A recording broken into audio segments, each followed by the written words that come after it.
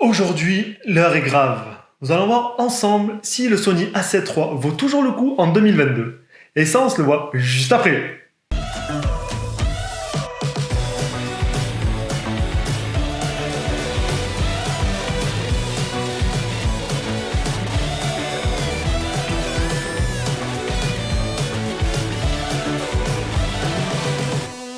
Salut les potes, j'espère que vous allez bien. Aujourd'hui, comme vous l'avez vu dans le titre, on va parler de mon boîtier, le A7 III, que j'utilise professionnellement depuis maintenant un peu plus de 2 ans.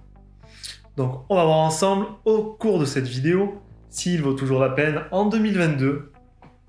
Et petit spoiler, honnêtement, je pense qu'il a encore de belles années devant lui. Mais ça, on va le voir dans cette vidéo. Mais avant ça, si vous tombez accidentellement sur ma chaîne, sachez qu'ici on parle photo, vidéo, trucs, astuces. Voilà, si ces thèmes vous intéressent, je vous invite, je dirais même plus, abonnez-vous à ma chaîne, partagez-la, et puis nous, on attaque directement avec le sujet du jour. Petite piqûre de rappel, le Sony A7 III est sorti en 2018. C'est un boîtier plein format de 24 mégapixels. Il se débrouille aussi bien en photo qu'en vidéo. En vidéo, il nous fait un petit 4K à 25 images secondes. Et puis il nous fait des petits ralentis en Full HD jusqu'à 100 images secondes. Ensuite, il a un autofocus de psychopathe, il filme en basse luminosité. Moi, ce A7 III, c'est vraiment un boîtier qui m'a fait kiffer quand je l'ai acheté. Que ça soit en photo, en vidéo, je me suis toujours régalé. Maintenant, nous allons voir ensemble ses points forts et ses points faibles.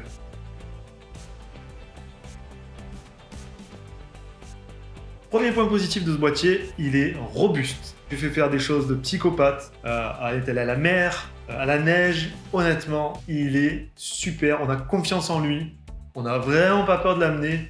C'est une petite pépite ce boîtier. Deuxième point, il est léger et compact. Ça, c'est très appréciable dans le sac à dos. Quand on part en randonnée avec le boîtier, 2 objectifs, une bouteille d'eau, la gamelle et tout. C'est toujours super sympa d'avoir un petit boîtier super léger et compact. Maintenant, l'autofocus. Une chose est claire, il ne vous perdra jamais. Regardez, on fait un petit test. Tac, tac. Je m'avance. Je me recule.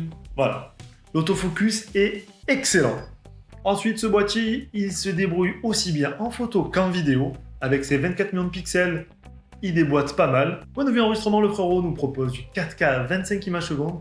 En vidéo, l'important d'avoir du 4K à 25, c'est qu'on va pouvoir venir cropper dedans, c'est-à-dire on va pouvoir venir zoomer sans perdre en qualité. Et ça, c'est que du bonheur. Petite colo de 8 bits avec une vitesse d'écriture de 100 mégabits. Donc, qu'est-ce que ça veut dire? Ça veut dire tout simplement que vous avez des petits fichiers tout légers qui prennent pas beaucoup de place sur votre carte mémoire. Et ça, c'est vraiment pas négligeable. Point de vue photo, ce qui est bien avec le plein format, c'est que vous allez avoir un bon rendu, un beau bokeh, un beau flou. En photo, il se débrouille super bien. Alors moi qui utilise depuis un certain temps maintenant, pour faire des photos en mode rafale, je ne loupe plus rien. Entre l'autofocus et le mode rafale, en photo, c'est de la bombe. Franchement, il n'y a rien à dire. Il n'y a rien à dire sur le mode photo. C'est de la bombe, je me régale. Et ce qui a fait la renommée de Sony, c'est la basse luminosité, c'est de la bombe atomique. Moi avant avec le GH5, j'osais même pas y penser, tellement qu'il bruitait à partir de 800 ISO. Mais alors là, je suis tranquille, je monte tranquille à 3000, 4000 ISO. Il commence à avoir un peu de bruit à l'image, mais bon, c'est vraiment pas violent. Quand au GH5, je vous dis à 800 ISO, c'était du bruit, mais à gogo. Donc voilà, ça c'est vraiment un truc de psychopathe en vidéo. L'autonomie des batteries, elle est irréprochable. Sony nous a fait rêver avec ces petites batteries. Je vous donne un exemple, quand je pars faire un shooting pour un mariage, je prends 3 batteries. Ça me fait de 10h du matin jusqu'à 3h du matin. Je fais toute une journée sans rebrancher avec 3 batteries. Maintenant, parlons des boutons personnalisables. C'est quelque chose qui vous fait gagner un temps de malade quand vous êtes en run and gun comme moi. C'est vraiment quelque chose de très, très, très utile. Et maintenant, pour terminer dans les points positifs, le prix. Aujourd'hui, vous pouvez le toucher d'occasion dans les 1500 € sur le Bon Coin ou sur d'autres sites. Et en neuf, en dessous de la barre des 2000 €, que ce soit à la Fnac, sur Miss Numérique, tous les sites marchands. Premier point, et pas des moindres, bon, malgré le fait que je me sois habitué, il n'a pas d'écran pivotable. Donc quand je me filme comme actuellement, soit j'ai un retour écran sur mon iPad ou mon iPhone, ou bien je me mets, parce que maintenant j'ai pris l'habitude, je me mets au bon niveau, pour être bien cadré. Et puis je fais confiance en l'autofocus, car sur la 7.3, l'autofocus, comme je vous ai dit, ne vous perd jamais.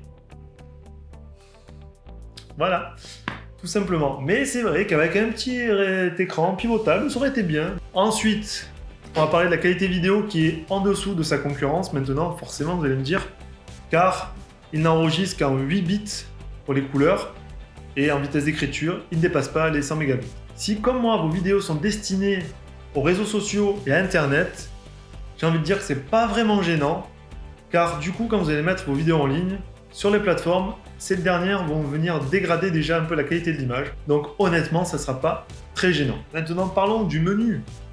Mon Dieu, le menu de ce A7 III.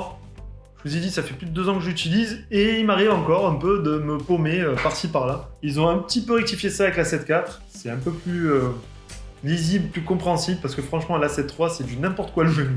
Ça part dans tous les sens. Ensuite, et dernier point faible de ce boîtier, malheureusement, on ne peut pas filmer en 4K au ralenti. On est obligé de filmer en 1080p si on veut faire des ralentis. Et là, vous avez le choix entre 50 images secondes ou encore 100 images secondes. Voilà. Alors, à l'heure actuelle, où maintenant toutes les caméras minimum filment en 4K 50 images secondes au ralenti, bah la 7 III, malheureusement, ne le fait pas, ne le propose pas. Bon, en même temps, c'est pas bien grave, vous allez me dire, on fait du ralenti en Full HD, on vient les mettre sur sa timeline, on upscale tout ça en 4K et ça passe crème. Mais bon, si on l'avait directement dans le boîtier, ça serait encore mieux. Ça ferait des manips en moins. Bon, voilà. Maintenant, pour conclure cette petite vidéo, vous l'avez compris, si, comme moi, vous faites du run and gun, des clips et des vidéos pour les réseaux sociaux, pour Internet, la 7 III suffit, mais largement. Il a encore pas mal d'années devant lui, malgré que la norme de la vidéo est en train de changer pour la 4K. Donc pour l'instant, que ça soit sur YouTube, sur Instagram, tout ça, c'est tout en Full HD. La 7 III est honnêtement un excellent boîtier pour encore 3-4 ans. On arrive au terme de cette vidéo. J'espère que cette dernière vous a plu. Si c'est le cas, abonnez-vous. Mettez-moi votre plus gros pouce bleu. Si vous avez la moindre question, vous avez le box commentaire qui est là à cet effet. J'y répondrai avec le plus grand des plaisirs. L'intérêt pour moi d'avoir ce boîtier depuis plus de 2 ans maintenant, c'est que je peux faire autant de la vidéo que de la photo avec un seul boîtier. Vous avez un boîtier, vous changez juste les objectifs et vous pouvez faire de très belles photos et de très belles vidéos. Nous, on se retrouve la semaine prochaine pour une nouvelle vidéo. Et d'ici là, sortez, filmez, prenez des photos. Mais surtout, faites attention à vous. Allez, bye bye!